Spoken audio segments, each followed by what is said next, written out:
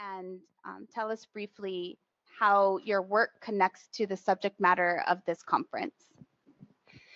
Good afternoon, everyone. My name is Luis Perales. I am the CEO of the Institute for Transformative Education and Changemaker High School here in Tucson. Thank you.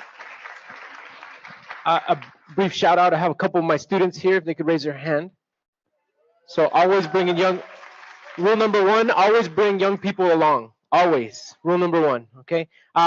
So my work, I'm also a PhD candidate at the University of Arizona in the Department of Mexican American Studies. Thank you. And so my work really is the blending of what we see as the ed space and the community space. Changemaker High School and ITE really looks at what do we do with respects to opening up schools so that they are, in essence, adopting the community where they live. Novel concept, huh? And so I'll talk more about that, but really looking at when we talk about if we were to adopt a community, then we have to look at the issues in that community. So the way my work connects is basically looking at schools as a mirror of our society, looking at our young people and the things that they're dealing with and how they're interacting with the ed space as a mirror of what's happening in our world. And really addressing what we're seeing is, the resegregation of our schools in the modern era, right? Based on socioeconomic status, based on zip code, et cetera. And how what we see as the justice system impacting those disenfranchised communities and schools that are in those communities, along with those schools that are not. Great. So talking about my experience.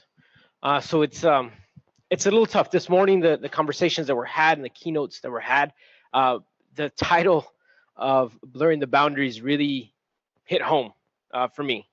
Because sometimes when you get into these spaces where you have titles like CEO, and when you have titles like PhD candidate, it pulls you away from that reality of where you come from, right? So I grew up in South Texas, in the border region of South Texas. And I'll start this talk by recognizing my older brother. He's 3 years older than I am, George Perales Jr. He was just released from prison 2 weeks ago. And so this is one of those things that stays with me. I still can't figure out why one brother went left and the other brother went right. And I've studied this. Like I've spent time in studying public health, studying culture, studying systems, and really trying to find these remedies, looking at the ed space. And for me, my experience stems from him, right? Stems from 2 kids that grew up next to each other. He was dating the older sister and I was dating the younger sister, right? He was going to to prom and I was eagerly waiting to get there. And then seeing the ed space push him out, while at the same time, the ed space gave me its blessing. So while I was going to trips to NASA in Houston, Texas, my brother was dealing with the criminal justice system, right? When I would go home, the reality that I saw there was very different from the reality that I saw in classrooms that were titled gifted or honors or whatever the case may be. Because of that experience, I've dedicated myself for the last 20 years to try to prevent what happened to my older brother to happen to young people, and to create spaces and to create institutions and to really take to heart the statement. Somebody told me once, I'm an educator who hates schools. It's very odd, I know, and this whole blurring the boundaries really, I can tell you, gets to me because it's just like exactly that. I dislike the education system because of what it's become. I love the essence of what education and the gathering of knowledge means and what it can do for us. We're in graduation season, right? People have graduated just recently, and we talk about education as being the key. This is the key to success. It's the great equalizer, and I argue that it's no longer that. It's no longer that which we have an image of it as being. Because I'll tell you this, every year, some of the most brilliant minds of the next generation are graduating, and we encourage them to leave the communities that need them the most and to never return. So when we talk about my expertise, I'm one of those folks who left. I'm 17 hours away from home, 1,200 miles away. I have the privilege of being at a Research One institution, getting the grades, doing all that good work, and then giving back to a community, one that is not my own, and looking back to a brother who is stuck, who is literally stuck in a cycle, in a perpetual cycle of dysfunction. That is, yes, partly his responsibility, but very much by design. When we have these conversations, we say, well, the criminal justice system is broken, the ed system is broken. I would argue that they are working as designed. They are working as designed. It is the new modern method to segregate our communities, to keep us apart, to make us think of each other as different, and to pin one community against another. When you say this school isn't getting enough resource and that school is getting too much, then it pits people against each other. When we say my brother's going to prison and yours is not, it pits people against each other. So my expertise really stems from a lived experience and this essence that either I was gonna put up or shut up. I was gonna stop complaining, and I was gonna actually go out and establish institutions, put myself out there, take the risk of being pushed out of those institutions of privilege, and putting in real work in the communities on a daily basis with young people, and looking at them as a reflection of who we are and where we're at. And I can tell you, after 20 years of doing this work and looking into the eyes of our youth, we have a lot of work to do.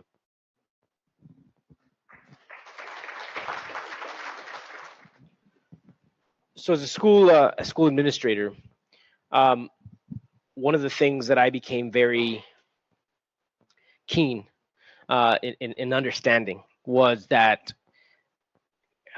I am a linchpin in this school to prison pipeline. Like, I have a huge responsibility. I think back when I finally decided that education was where I was going, and I spoke to my grandmother, who's since passed, and she said, "What are you doing over there?" Right, and over there is here, Arizona, right? Because folks in Texas just think that's it. That's the world. She said, "What are you doing over there?" And I said, "I'm a teacher, and I think I'm gonna be an administrator." And she said, "Oh, mijo," in a very sad tone. And I said, what's the problem? Like, why so sad? And she said, "You now carry this responsibility," right? And it hit me, like, what she was really talking about. She's like, now they're your children. You don't just have your children, you have the community's children to be responsible for. And so for this question about how we see the criminal justice system impacting my work, the ed space, it's very interesting. I've worked in different schools. I've helped start schools. I've worked on the reservation. I've worked in the south side of Tucson. Now our school is located close to 29th Street, the 29th Street corridor. And these are intersecting spaces. And what happens is that things are out of our control when it comes to the criminal justice system. When law enforcement comes in to that space, it changes the trust that should exist in that space. I remember very clearly a young woman who confided in the ed space. We have what they call mandatory reporting. In the public health arena, they also have it in the med, et cetera. And I remember this young woman coming to me and saying, "Mr. Perales, I don't remember this weekend, and I think something happened." I said, "Okay, here we go." So you call the authorities for help because something just happened to this young woman. She can't remember what that was. And the first call has to be to law enforcement. That's by protocol. And so law enforcement comes in and you give a written statement, and then family gets called in. And I remember very clearly the interaction between the law enforcement officer, who I imagine has been through his own trauma and has seen some of the most traumatizing, has had some of the most traumatizing experience in the community collectively. And his response to this family and to this young woman was one of attack, chastising this family for not caring for this child. Now, I understand where that comes from, but it only made that rubbing that we heard from Dr. Casper worse. It didn't help. And all I could think in my mind was, why the hell did I make the call? I should have called my public health experts, because I also have a Latino health degree and worked at the public health department here in Pima County before going to education. I said, why didn't I call them for help? And the law is such that I can't call them for help. And so when we talk about trauma in these spaces, that's only one example. We see families torn apart. We see young people who themselves are engaged and stuck in a mentality, as many of you mentioned, who have been in and out of the system. According to state law, young people cannot be barred from open enrollment in schools based on their previous behavioral or academic experience, unless they've been incarcerated. Then an administrator can say, no, you're not allowed into my school. And so that in and of itself speaks to what Mr. Martin was saying about his experience at the White House. This is a young person trying to get an education, trying to turn it around. An administrator, without taking a further look, can say no. And it's not only saying no to that child, it's saying no to that family. And an institution that should be one of trust becomes one of obstruction for a young person who is trying to turn it around, who needs mentorship, who needs access to knowledge. When we talk about health, when young people are on this continual roller coaster ride with their families, then we see these byproducts of health in our school. You should see the amount of ibuprofen that's given out at high schools. It's completely legal. Parents sign off, students can come up and grab one or two at a time, as long as it's recommended on the bottle. They say, why do so many of our young people why do they have a headache all the time? They haven't slept. They haven't eaten. They don't have a safe place. And when they interact with adults who actually are caring and loving, they don't know how to respond to that. And to compound this, the trauma then goes into our parental choices. I'm a parent and I want the best for my child, my children, my 3 boys. And I see parents making decisions and they look around to see what other parents are in the room and to see what other children are going to be with their children. And then they self-segregate. Instead of creating these spaces where the folks who have privilege and can use that privilege to help others can exist, that privilege is completely removed from those spaces that need it the most. So then those kids don't get to go to that field trip. They don't get that parent who's going to fundraise for the school. They don't get that extra enrichment that should be given to every child. And so the trauma isn't just about that individual experience, but really something that has become entrenched in the experience of our schools, where people are always looking for a way out and always looking for the best of children, but as a byproduct, keep them from interacting with children that are different from them. And so we deal with this on a constant basis, always looking to see how can we create allies out of strangers? How can we reassure parents to say, this is the right path, your child is safe? And with everything that's happened in schools lately, we can't stop and just ignore the fact that school shootings are a reality in our country. And that sometimes that's parents coming into the school to do that harm, or people who work at the school who do that harm, or law enforcement officers who are on campus that instead of disarming a child with a pocket knife, choose to shoot them. This is the reality of this ed space, and it's disheartening. And thus, there's a need for us to really look at the flip side and to talk about what would happen if schools would go into that community space, if young people would start to love their space where they live and start to have an opportunity to release and to give each other a chance. Because the only place that I've seen young people and adults come together, those of the biggest difference, is when they do work together. And if schools are only about churning out great test takers, then young people are no longer doing work.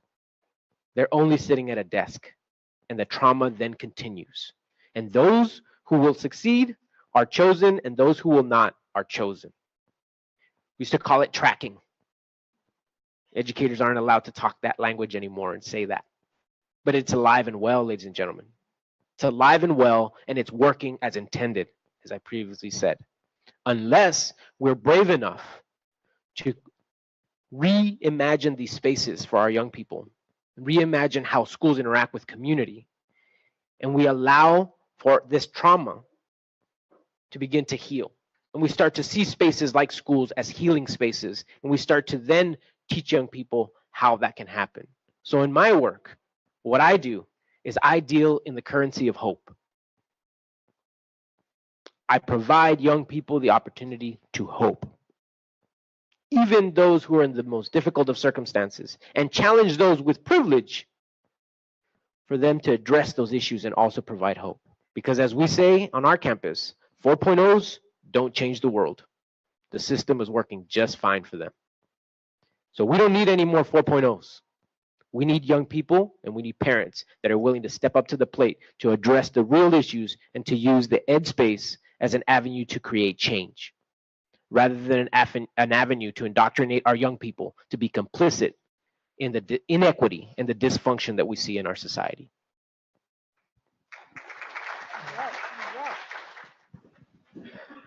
So to answer this question, our organization, the Institute for Transformative Education and Changemaker High School, is a part of a network of Changemaker schools, 200 worldwide, connected to an organization called Ashoka. And this organization has in its mission, everyone a change maker. And when we approached this organization to become part of this network, we really had to think long and hard what that meant. Like everyone a change maker, everyone having the capacity to bring about positive social change. And so in this question, this idea lies in there, that in many instances, when we look at these issues in the community, those who are most impacted have their knowledge has been delegitimized. Okay, so we have to work very hard to re-legitimize that knowledge base which they already have. They already possess this. We're really good at delegitimizing people's space, their knowledge, and their ability. Just think about how everything is established. There is a criteria for anything to achieve anything. You have to earn that degree. You have to have so many credits in high school. You have to, go through so many classes or be certified in X, Y, and Z. And at the end of the day, those folks who are most impacted haven't been through that, right? They have been through a training, though, right? They do have experience. And I think to get to this, we have to really engage in this rehumanizing and re-legitimizing experience. So like what Manny's talking about with respect to training to set yourself free, I mean, we have to facilitate that. Those of us with privilege, those of us who can help to encourage and help young people or adults pull that out of themselves, right? We used to use terminology like empowerment, like we were doing something to someone. But I think in this, there is a need. I think we're all screaming for this need to have a conversation. That's something we get criticized a lot for in my school. They're like, "You're gonna talk to us again?" I love to talk. I said, man, I have the perfect job, right? I get to speak for a living to young people and to families, to community. And I think that is critical. We have to engage in conversations, and mind you, uncomfortable conversations. and to bring those folks who have the most expertise to deal with these issues to the table. So every time I'm at the table, now recognizing my privilege of setting a table, I always ask, who's missing? Who is not at the table? Okay. And that helps to at least start that conversation. But I think it's very challenging because at the same time that I say this, I'm also a hypocrite. I'm a hypocrite going back to what I talked about with my older brother. A lot of that trauma that was inflicted on the family, I've internalized, and now I'm like, man, I can't talk to you, man. Like, I can't talk to you. I can't have this conversation with you like my brother, like kin, like blood, right? So if trauma can impact a relationship that much at that brother level, well, then when we're talking to strangers, we have to reevaluate as well. For us, we create a family feel. I honestly can tell you that I love the people I work with. They're like my family. My kids hang out with their kids come over to my house. We have barbecues together. We take care of each other like family. And I think it permeates into the rest of the space. And I think that's extremely critical that we stop creating institutions where we talk about rehumanizing ourselves and then we create institutions and positions where we're not human with each other. I think that's critical, extremely critical for us to engage in. I also think that leadership needs to do the small things of checking in with people. I ask my folks, are you okay? And I tell them, go home. I don't want to see you here this weekend. I don't want to see you here in the afternoon. Go home. If I see you here, you're fired. Okay? We have to be brave to do that because we live in a society that says we need to work 60 hours a week, and that's how you get ahead, right? I was taught by my cultural upbringing that the old timers would work slow so that they could work all day, while the young ones were working fast and would get tired. So I tell people, work slow. If we're building a movement, you work slow. Folks will come onto your pace. But if we're trying to race to the finish line, you won't make it. So I would say that healing, this question of healing is very similar to how do we succeed or how do we win in life, right? There's a million different ways. There's a million different people. There's a million different ways. That's the bottom line. What we have to do is create the conditions, create the environment so people can heal. It's very hard to heal if you're being re-traumatized. It's very hard to heal if there isn't a space to do so. And so there was a study that looked at addiction, looked at mice, right? And so there was a group of mice that were heavily addicted, and there was a group of mice that were not. And then they decided to say, well, what if we would take these mice off of their substance cold turkey? And for those that they took off cold turkey and put with these mice that were in like a mice playland, right? Like it had all the wheels and it had these tunnels and they could burrow and they could do all these things and they were engaged. They were able to fully recover. For those who were put in a cage with just food and water, they died. They were addicted at the same levels. They were the same type of mouse. One was able to heal and return into society, and the other died. Right? So I'm a proponent that the environment, we talk about helping people and then we put them right back into the community in situations that caused the trauma to begin with, that caused the harm to begin with. If we don't address those social circumstances and we don't create, again, institutions that are going to really address those social circumstances, then no, people won't heal because we're just putting them right back into the trauma that caused the hurt to begin with.